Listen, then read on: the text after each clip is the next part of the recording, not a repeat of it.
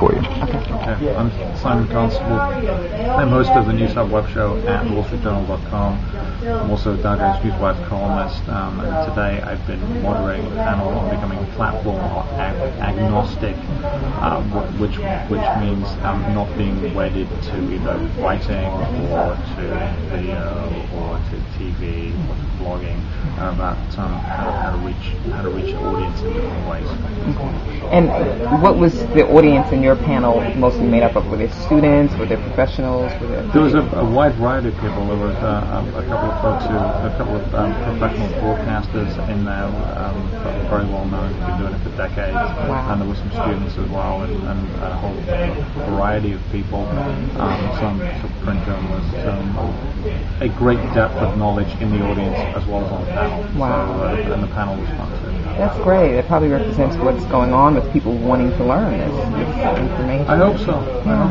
What did you want to, well, I shouldn't say what you want to impart. That's probably not fair. But what were you hoping to kind of get out of the panel and impart to the audience? Well, I was hoping to learn as much as the audience did from the panelists. We got with a lady who's from TV, and a gentleman who's a professor who's been doing online at the New York Times, and then a lady who does some radio and also some writing online as well. Just learning from their perspective. One of the things about great change is there's also great chaos, and the great thing about chaos is that there's great opportunity in that chaos. And we see that everywhere. Some people are scared by it. I actually embrace it, which is why I'm interested in what other people are doing, because it's during that time that the new norms are set. That's a very happy place for me to be. Is as they're sort of getting worse out. No one's really cracked it yet. And there's a lot of different views. Yeah, you mentioned that no one has cracked it yet. That much is a fact. We know that. But the Wall Street Journal has actually done exceptionally well in terms of being able to monetize what they're doing online and just having a model that's solid and bringing your audience online and giving them what they want. Why is that? I can't really talk about the business side of it because I'm a journalist. We've got a great leader for the online presence. Alan Murray, as the executive editor of online, is a great leader, and he's leading from the front. He's leading the charge. He's got a vision of how he wants to see it. I think the other thing is we experiment. In the back of his news blog, it says that the Dow Jones under the umbrella of News Corp as a you get rewarded for taking action. Now, taking action is important, and sometimes that means you're going to get it wrong. In his case, he's getting it right, and he's getting it right, he's getting it right, and that's been great. So, doing the live programming on the web is something that we've learned a lot about. We've been doing it just over a year, and we've learned so much about what works, what doesn't. That's important. If you look at the shows from Uriel and now, they're very different. Big difference. And we've all grown, and we've got great technical crew, great editorial people involved in crafting it.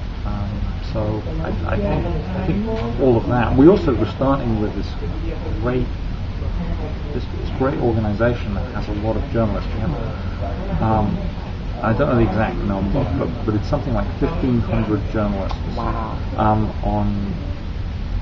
On many topics all over the world, and clearly there's a sort of a weighty bit towards business, and we have Barron's, we have Marshall Watch, Wall Street Journal, we have those Newswires. It's business heavy, and we also have other things now. We have sports and fashion and magazines and stuff, and that is a great resource to tap into as well. Interesting. We interviewed Jennifer Preston, social media director over at the New York Times, social media editor, and she made us. I've heard about publication. Yeah, you have. We just learned about it last week. Just kidding. But actually, we had a great interview with her, and she mentioned that I mentioned to her the whole hubbub over the quote unquote death of journalism, the Washington Post being sold for $1, publications closing down. She was very optimistic. Was it Newsweek? Newsweek, I'm sorry. My apologies, Newsweek. So for that. She was optimistic. She said it's absolutely not the case. There's much opportunity. And do you feel that way, or do you feel like there's... as I mentioned before about the chaos, I think chaos brings opportunity. Right. And there's the Times newspaper in the UK. The people always talk. There's a comment that the Times isn't what it used to be, but then it never was, right? And that's important. Things have changed in the news business. The Times newspaper in the UK didn't have news on the front page until the 1960s, and it was founded in 1785. It was a radical idea to put news on the front page. It had small ads.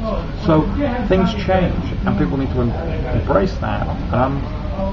Yes, there are a lot of scared people out there, but there are a lot of scared bankers too. And what are the bankers doing? The bankers are saying, okay, how do we redo our business so that we can adapt? And journalists need to adapt. The reason things aren't the same now as they were 20 years ago in any other business. Why should they be in journalism? I don't know. My background is business. Right. Business changes. I mean, telex operators were made obsolete. Remember the telex? I do. Right. They were telex operators, which was a reasonably skilled job and reasonably well paid. They were made obsolete overnight by the fax machine. It's incredible, isn't it? Now, what did they do? Did they lament this? Did they ask for government intervention? No, they just got on and did something else. So I would, I think the ought just need to adapt. I see great opportunity. It's there for sure. It's in my home country, the UK. There are 11 or 12 national dailies, newspapers, and people routinely buy 2 or 3 papers a day. Wow. So if they're buying 2 or 3 papers a day in a country, it's got some similarities to the US, same language. Right. Similar. Some similarities historically. Why is that not happening here? And maybe we need to get out and provide people with papers that they want to buy 2 or 3 a day. A day. Do you think that means including people in the journalistic process somehow a little more I don't know. organically? I wasn't really included in the journalistic process when I was in the UK as a kid. So, that's a good point. And do you think that do you think that the technology is creating kind of an air of entitlement that people feel as if they belong in the process, in the newsroom, in the I don't know. I couldn't comment on that.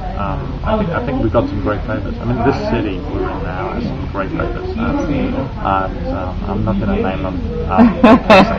Don't name names. I'm not going to name names. We have to go. The Wall Street Journal is one of them, of course, and our partners over at the Post. And there are others from.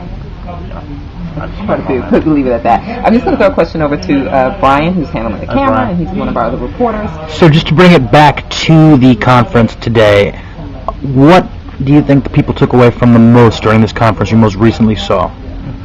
That you need to be. I mean, the panel I was. The panel we just saw. So yes, sir. Saw is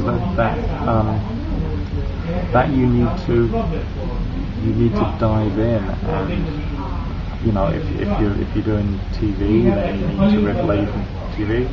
She's an anchor, and she also shoots, edits, and writes, and blogs, and does everything. We have a professor who teaches students the same idea. You need to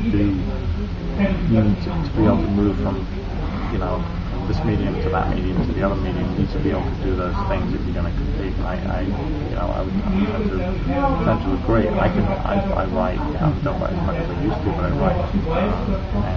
You write on the go and on your BlackBerry or just something? Well, I'm usually the keyboard.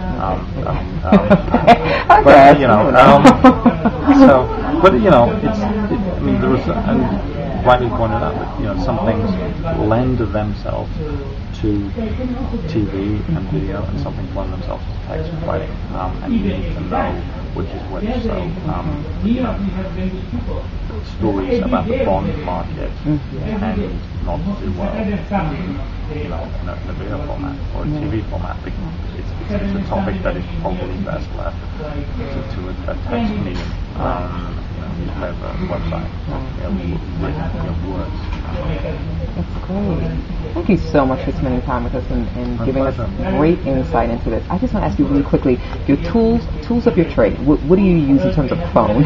Because I like to know, do you have a BlackBerry, do you have an iPhone, do you have a... Well, the company provides us with... Oh, okay. With, okay. My boss provides us with this, and we have...